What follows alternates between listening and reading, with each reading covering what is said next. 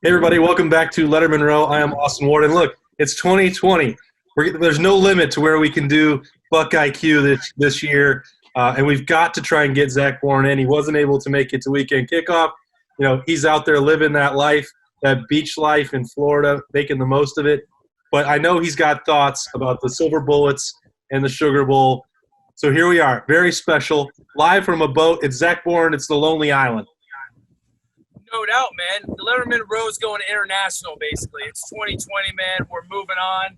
We're getting out of the country. It's great. But guess what? It's showtime, baby. The Bucks are playing Friday night. We can't wait.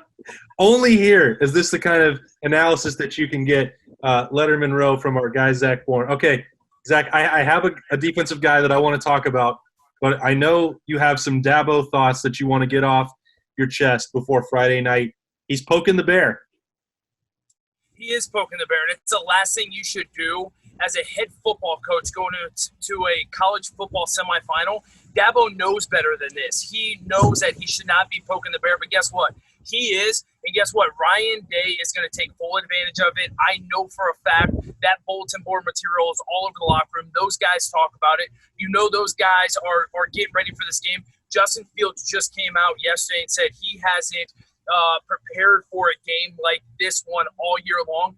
Every single guy's like that on the team. I mean, that locker room is buzzing right now, and I guarantee you that team can't wait to get down to New Orleans to just take out Dabo and those Tigers. All right, so the guy that I have picked, and you can pick anybody, but we have Josh Proctor clips to break down. Who is it that's got to be key? We know what Josh Proctor's played against Trevor Lawrence and Travis Etienne before. Last year wasn't perfect. We broke that down immediately after the Fiesta Bowl last year. Is he the guy that you think is most key for the Buckeyes to stopping Clemson? Josh Proctor is going to be huge, absolutely huge. But I think there's actually two other guys. I think you've got to have Shaun Wade because he's going to be on an island against Rodgers all night long. And this is the game where, guess what? Shaun Wade, you were just voted first-team All-American. It's time to show out. National stage. Let's get going. Lock down Rodgers the entire game. And the other guy, to me, is Baron Browning. Baron Browning's got to be able to match up on Travis Etienne. In my mind, Travis Etienne's the biggest weapon that Clemson has. They live and die by him. And also, when Travis Etienne's kind of out of the game, Baron Browning's going to be the guy to spy on Trevor Lawrence. We saw last year Trevor Lawrence beat the Buckeyes a couple times with his legs. Baron Browning's got to be the guy. He's athletic enough to be able to stop Etienne and Trevor Lawrence. So in my mind, those two guys need to ball out. But I agree, Josh Proctor is also going to be huge. All right, well, let's look at why that is, especially because the Buckeyes were without three safeties in that Big Ten championship game. Josh Proctor had to step up and make a couple big plays. He did that. The Buckeyes won the Big Ten, setting up Friday night in the Sugar Bowl against Clemson. Let's roll the tape. All right, Zach. Josh Proctor, he's moved around a little bit. He's been a jack of all trades, but this dude loves to hit, and I know that's what maybe gets you most excited about what he does when he's on the field at safety. I love a safety that can come up and play inside the box and just lay the wood. I played with one of them, Christian Bryant. One of my favorite attributes of safety is when you can come down and just make your presence known. And you see Josh Proctor be able to do this. This is a run that you're going to see Clemson run multiple times with Travis Etienne. It's just a lead sweep to the outside. Let him pick the lane and go. Josh Proctor's got to be able to play downhill, come take the proper angles that you see right here, play inside out, and lay the boom on Travis Etienne all game long. You see him doing this right here. Just got to be really good with the angles that he's taking. Yeah, we've seen that with him before, and he slipped last year in the Fiesta Bowl. He also slipped one time in the Big Ten championship game early, kind of before he got his feet set. But he was also thrust into a different position. It's maybe been uncomfortable at times for him, but I think part of this is you give him some key reps like he got against Northwestern. He's probably going to play a lot better now that he's been in that role before.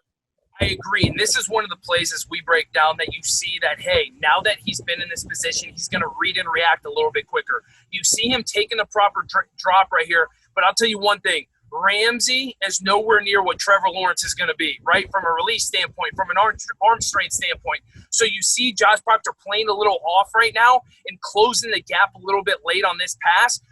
With Lawrence, he needs to be quicker on the trigger, read and react a little bit better, come downhill a little bit more, and almost try and get a PBU right here instead of letting him complete the pass and make the tackle. Granted, he made the tackle, didn't give up the big play, but this is a prime example of once he gets more and more reps at that position, he's going to be able to read and react better. All right, and this you see him. This was a key situation here. Is that third quarter? I believe it wound up actually setting up Justin Hilliard for the turnover. But this, second 11, and then he comes in, steps up with a quarterback on the move.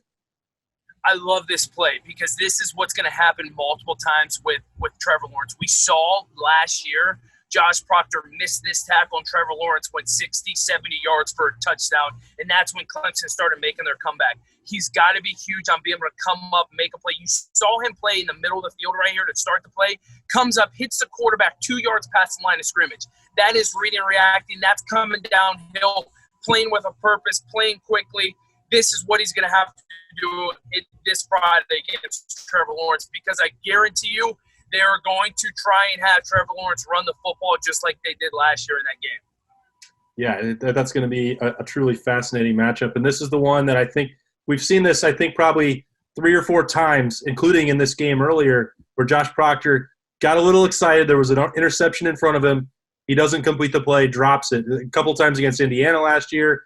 We've talked about that before. This is the one. This is Josh Proctor. This is why I've been talking about him for like 3 years now. Oh, yeah. Listen, he has excited these coaches and this program since he's come on campus. He just hasn't fully put it together.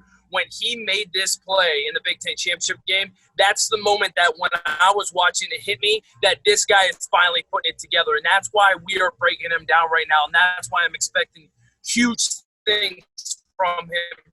All right, Zach, as you said, this is the kind of play that you expect from him. Big-time plays on Friday night. We could say a lot more of it, but I know you've got vacation to get back to in preparation before Friday night.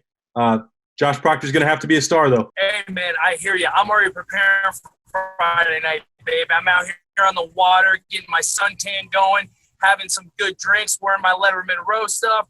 And guess what? We're ready, baby. I know the Buckeyes can be ready Friday night, and I just hope it is about time that the Buckeyes knock off Dabo and those Clemson Tigers, because they've been running their mouth for way too long. And I know everyone in that program wants this game more than any other game they've had in the past couple years. All right, man. Enjoy the rest of your time there. You've earned it. It's been a tough year. Have a great time down there and enjoy the game on Friday night. We'll be breaking it down next week, as always. It might be a little bit colder. You might need to put the shirt back on, but we'll be talking about the Buckeyes next week. For Zach, I am Austin Ward. This has been Lettermen Row BuckIQ.